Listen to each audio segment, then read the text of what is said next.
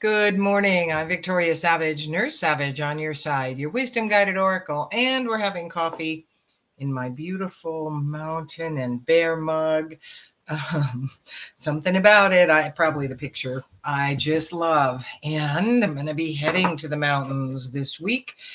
So that's always a wonderful thing. But I got to tell you, at one point, I thought, I think I don't want to go.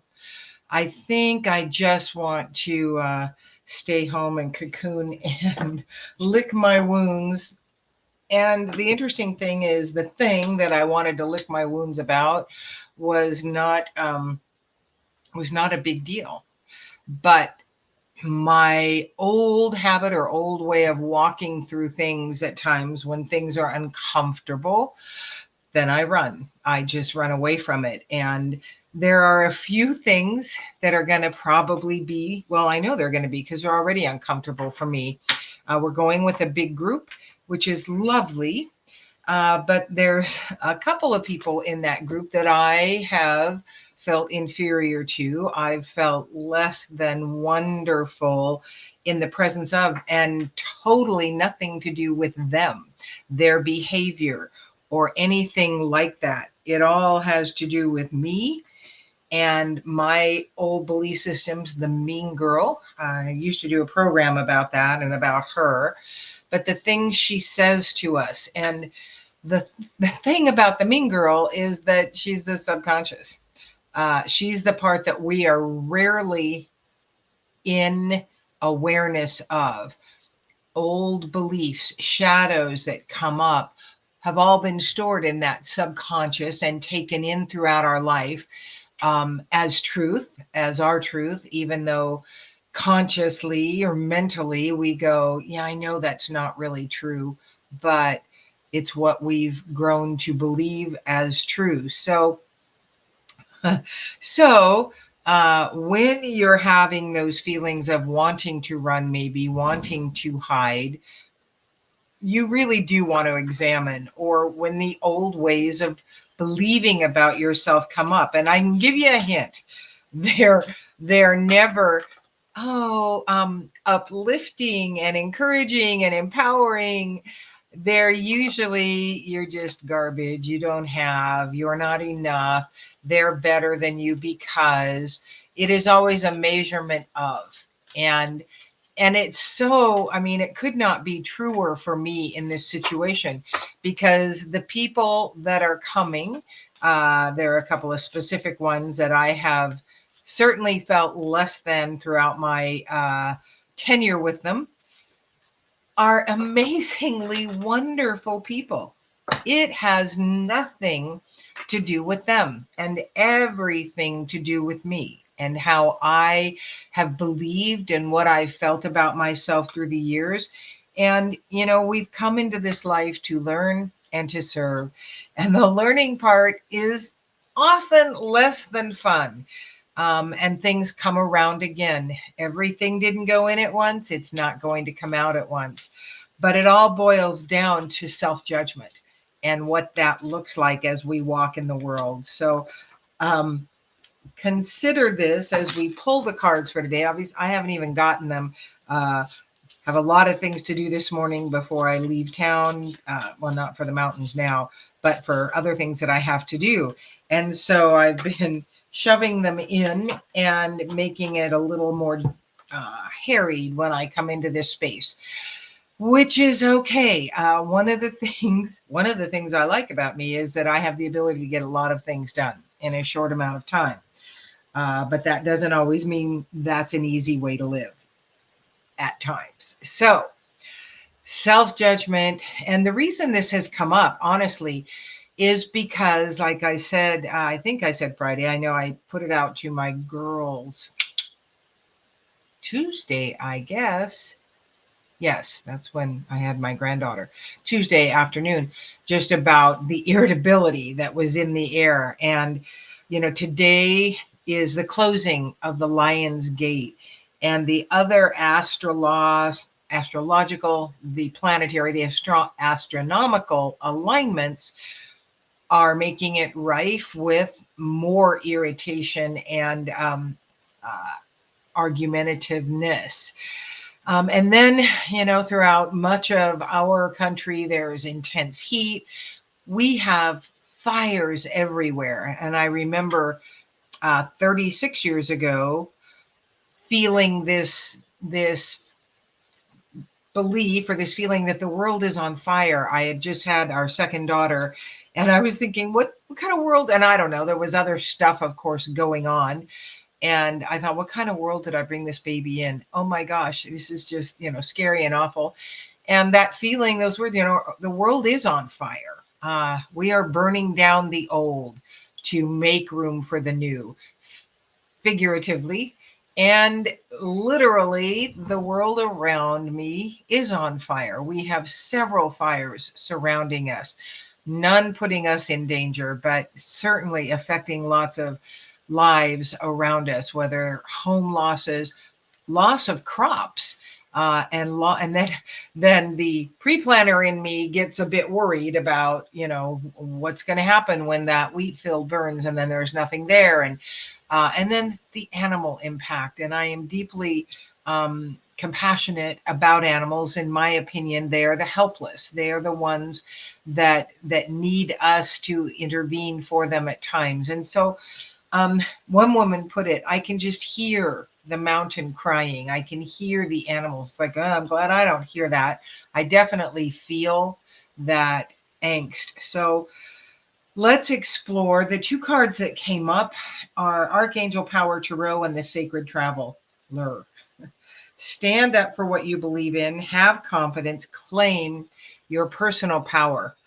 When we are in that place of self-judgment and beating ourselves up and never being enough, and being this little girl again, filled with shame about everything she is, turn that to compassion. Think about yourself as that little person that took in that hurt, that pain, that belief that definitely isn't empowering, and see yourself, see her as the child. And that, the real issue in much of the conflict and dissension we have in the world is our little people inside us in reaction and taking in what's going on as a personal energy to which we're reacting to. And it places us never in a place of power. And this card is saying, claim your personal power.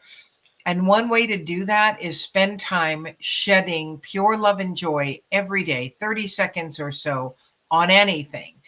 This is about you shifting your energy. So when sometimes we just get smacked down with this heavy energy, and other times it's a slow burn and build.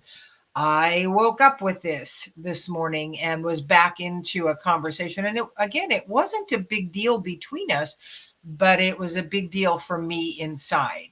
And that's really all that counts. I can't manage anyone else's energy, but I can work on mine. And so I cut cords to it, and I use the Pure Love and Joy tool to raise my vibration, to pull away these heavier shame-filled energies, and to be in a place of more love, more compassion for myself, and more grace. There is zero bad about giving yourself more grace, giving yourself the compassion you deal to others, and giving yourself the ability to be in a place of more self-love. Shedding pure love and joy on anything, the walls, the ceiling, the floor, the animals, the trees, the firefighters.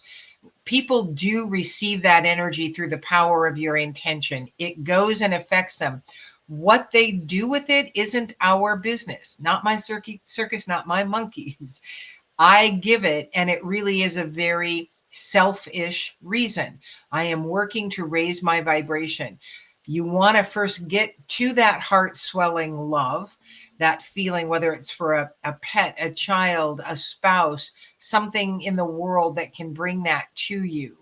And if you are one of the unlucky people to not have had the feeling of love in your life, which one person in a class I took told me that. She said, I've never been I don't know what it means to love, then, you know, by the power of your intention of that love energy, even if you cannot feel it yourself, the power of your intention is strong, very strong.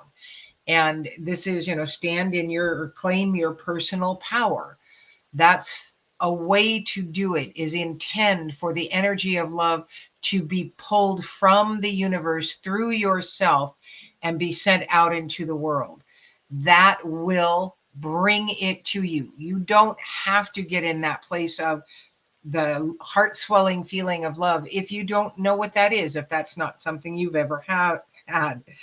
Taking shelter. The answers are within. Again, this is you doing your work. This really is all we really have to do in the world, is our work on us, because we are sharing our energy with everyone else. If we go out into the world every day in irritation and angst and fear and argumentativeness and self-judgment and self-loathing and putting ourselves down, we're going to just be sharing more and more of that in the world. And it doesn't get better. But if we can come to the place of allowing ourselves the grace by filling ourselves with more love, and doing this daily is so immensely powerful, because it's a bit of a slow burn. You don't necessarily, you feel lighter in that instance of doing that. And the first time you try this, I recommend 2 minutes. Set a timer on your phone 2 or 3 times. And then you generally can get that lighter energy, that higher vibration, in a shorter segment of pure love and joy shedding. But you have to do it. You can't wish, hope, and long for and get anything done. It just doesn't work like that. It is up to you to man your own energy, to woman your own energy, to take charge of yours, because you can't do anybody else's work. If you've ever said, "Ooh, you made me so mad," it's like, nope, sorry, didn't. You chose to go there. That was an emotion and energy that you chose to move to in this situation. If you get angry when someone does something, you want to go inward and go, what was that about? How do I work with that? What did I bring this into my field to learn? Where did this enter in? And usually anger comes from a place of fear and hurt. And it usually comes in that subconscious aspect that we are reacting to it from those energies. So exploring, asking, what did I want to learn from this? How can I grow from this? It usually will take you to a place of when it entered your field and what the truth was not at that time, and how to heal that probably very young aspect of you. Then there are things that we brought in from our past lives, and the things we brought in from our ancestors. So you want to start asking. I recommend you learn a way to communicate and trust the answers that you get with spirit. I teach muscle testing, self muscle testing. That is a powerful way for you to get your answers from spirit. The more you practice that, the more you trust that you do get yourself. So part of this conversation yesterday had to do with me telling her that a friend who had passed a year ago, January, came in many times this week, and she kind of rolled her eyes. And the truth is this friend did come in and just kept tapping me on the shoulder because she wanted me to do something for her child that I can't do. I have worked with this child a couple of times, and until this child makes the decision to shift, I can't do anything for her. I've reached out, and I've reached out before, and we actually, get in touch. But this is a hugely strong woman, and she is not gonna do anything until she makes a decision to do it herself. And I can't do anything for her. I can shed pure love and joy on her, and I do regularly. So the answers are within. Continually looking to someone else to give you those answers is powerlessness. The high priestess, powerful psychic insights, reflection and meditation that provides valuable insights. And that's what I was just talking about. The muscle testing that I teach people when I work with them, when we do energy work, is a hugely powerful tool for speaking to your higher self, your guides, your angels, your companions. And again, the more you use it, it's just like using your intuition. The more you use your intuition, the more you trust you that you do receive those answers. And it took me a while to understand how my friend would come in, because I have done some mediumship. It's not what I am drawn to do in this lifetime. But how she comes in is I'll be moving along my day about my business, and all of a sudden she's in my head. And then it will happen over and over, just out of the blue, when there's nothing about her that has brought her forward into my experience. And it's only recently that I've realized now, because her daughter is not going to tell me the truth about what's going on with her until she's out of the weeds a bit. And it is always when this daughter is in decline, in a spiral downward. And so last night I just looked and I said, honey, I can't do anything. I did reach out to her daughter, and of course there was no response because she's in the middle of this spiral. And my very much, I don't really know how to describe it. Very direct, very much, okay, I'm done wrapping my arms around you going, oh, poor girl, I know you lost your mom. It's like, you know what? I'm done with you continually self-sabotaging yourself and then whining about the fact that you are powerless in your life to make the change that you need to make. It's like, I'm good with that 3 times, 4 times. Now I'm done. It's like, what I will say to her when she reaches out is not going to be coddling at all. It'll be, okay, you can choose to continue to do this because it's always a choice and you're always making that choice.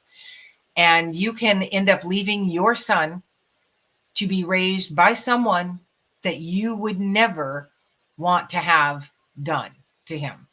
That's the choice you're making every time you choose to go here. So until you're ready to not make that choice, I can't help you. But when you're ready to make the choice of standing in your power and really owning your power, then I'm here for you all day, every day. That's the message that will happen, because that's what she requires. So being in that energy is huge. And knowing that you have the power to create, you have the wherewithal to shift what's going on in your life is huge. There is so much to accomplish. Make a very detailed plan. And this truly is about you, not about anybody else. I'm not sure where that's in focus, but that's what the words say. There is a lot of work to do because you chose to come in this lifetime right now in this very tumultuous world, and your energy speaks before you do. I spoke a little bit last time about a young man I met, a lovely young man who could not get from his head into his energy, could not believe that his energy was speaking way before him, and couldn't understand why he could not maintain a relationship. And he is a lovely young man, but everything he believes about himself subconsciously, and it goes out before him and tells the people he's been trying to maintain a relationship with, I'm not worth it. I'm not worthy. So you just might as well leave now, because there's no place for you in this belief system I have. That is what we can do with our energy. It's what we do with our energy. We tell people to come to us, or we tell people to stay away from us, and then we wonder why either one happens. Why do I keep bringing this same person into my life? Well, because you keep asking them in through your energy. Until you work with your energy and clear these thoughts, beliefs, emotions, start paying attention to your words, which is where I'm open, I'm willing, I'm ready comes in. You won't be able to change anything. It doesn't matter how much counseling you do. It doesn't matter how many brain pounding treatments you have. Until you go to the energetic aspect of what is coming through, you will not change the patterns you've enacted. But know that in the uncomfortableness, in this pull you have to expand into the power that you live in this life, which is that pull is coming through by you feeling very unsettled, ready to make a change, tired of being pulled back into the same thing over and over. You are exactly where you need to be, because it is when we are uncomfortable that we begin to make the changes that we need to make in our life. So when you own that you brought this to you for a reason, and you go, okay, what did I bring this for? How can I grow with this? What do I get to learn with this? You'll just keep bringing it to you. And this last card is, know this is true. It's a wondrous universe. You can choose to walk in beauty even amongst the suffering. Because others are suffering, it does not serve us to be in that suffering with them. We can have compassion about it, and we can stand in our power next to them. But if we are drawn into that so strongly that we are immobile, then we can't help. At times I've judged myself for being as direct as I am, and for the fact that I can't focus on the suffering in the world much. I can acknowledge it, I will feel it slightly, and then I move away from it, meaning I turn my attention away, because that is how I can manage my energy. I can feel that compassion, but if I stay in that angst and suffering, I will go under. And we have to know who we are. And if you don't know who you are, that upcoming Beyond Healing retreat is a powerful place for you to choose to go, because you will understand your power when you're done. You will know more about the path you are coming into this world for, that you chose to come in now to live, and you will know more about how to take care of your energy, manage your energy, release what does not serve you, and keep moving forward in your power. And life will unfold for you very differently once you learn those things. So that is the offering I have.